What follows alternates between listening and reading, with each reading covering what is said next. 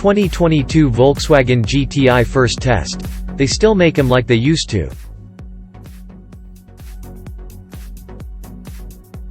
Please support us by pressing the like button and subscribe so that this channel will grow and provide many benefits for you. Thank you.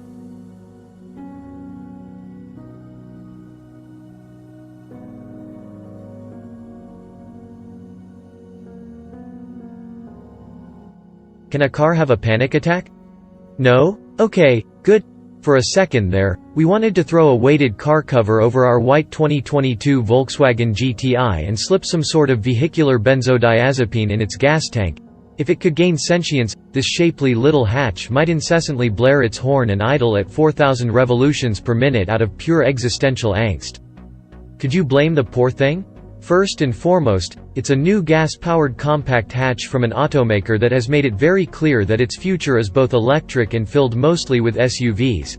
It killed the regular Golf hatch in the States, leaving the new MkVIII GTI and forthcoming Golf R as the only America-bound fruit from that once bountiful branch.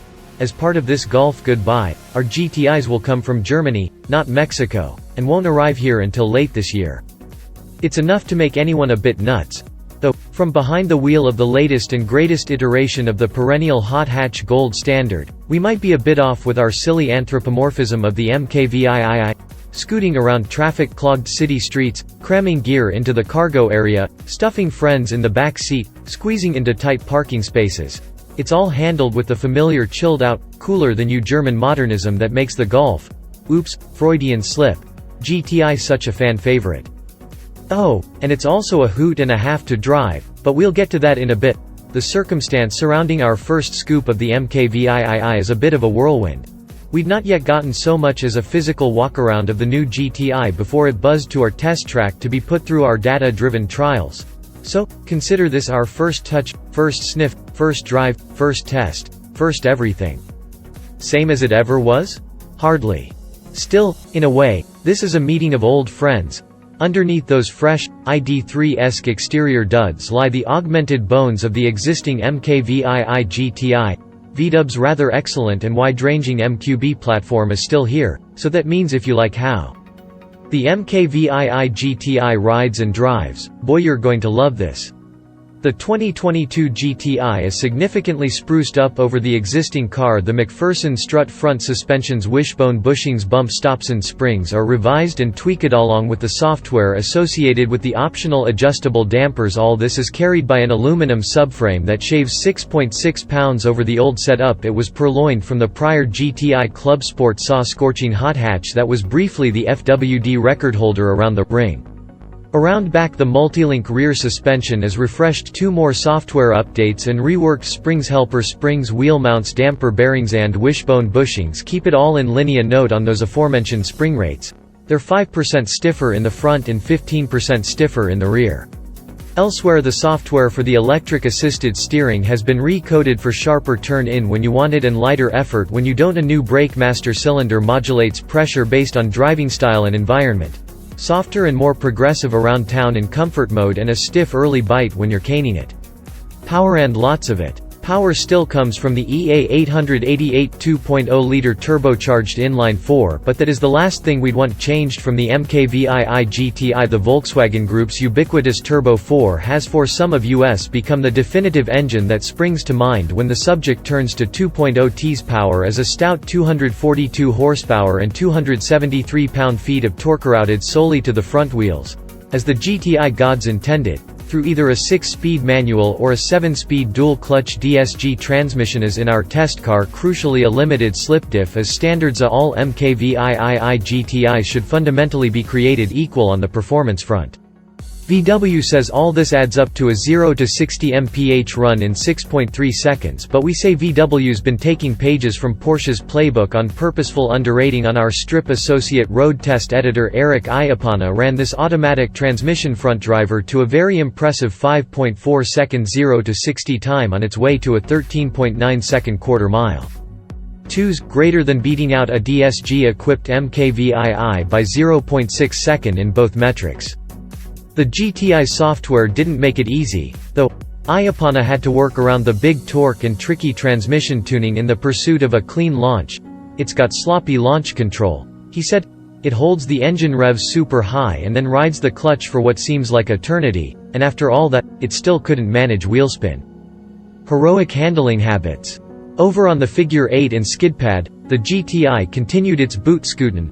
It dispatched the ever-tricky figure 8 in 25.0 seconds at an average of 0.74 grams, improving on the MkVIII GTI with DSG by 1.1 second and 0.05 grams.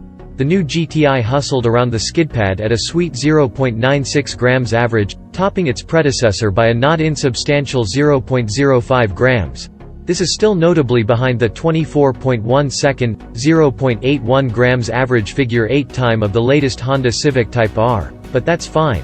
The Type R squares off against VW's own Golf R that's coming sometime later this year or early next year.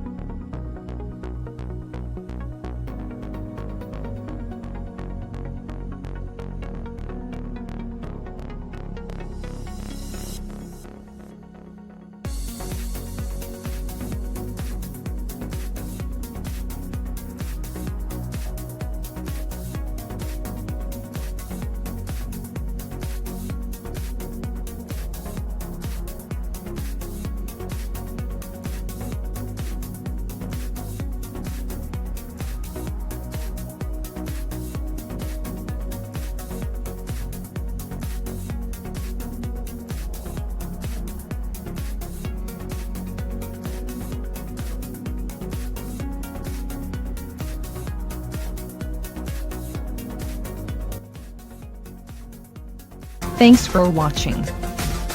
Drop a like, leave a comment, and don't forget to subscribe to watch more videos like this.